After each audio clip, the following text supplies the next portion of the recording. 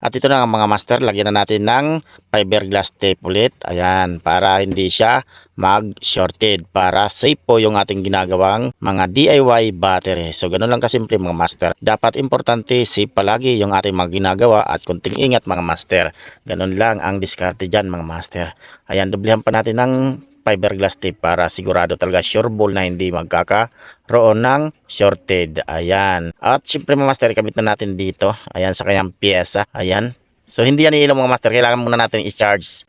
Ayan, salpak natin. Ayan, umilaw na mga master. So buhay na yung kanyang pinaka-pyesa. Ayan yata yung pinaka-bimis niya mga master. At yan mga master, ibalik na natin yung kanyang pyesa. At itornilyo na natin mga master. Ayan, kunting ingat lang. Baka malaglag yung tornilyo doon sa pyesa. Siyempre magkakaroon yan ng or magsushorted dyan kasi bakal yung, yung tornilyo. Ayan, ayusin na lang natin yung battery, yung wire niya para maganda at matakpan natin ng maayos. Ayan, subukan na natin takpan kung matatakpan na siya mga master. At ayusin pa natin ng konti. Medyo hirap. So ayan na nga mga master, natakpan na natin. At kulang na lang ito ay charge. Ayan, umilaw na siya mga master. So maraming salamat sa inyong solid na panonood dyan. Kung may natutunan kayo sa video ito mga master, paki-like and share. Hanggang sa muli mga ka-DIY.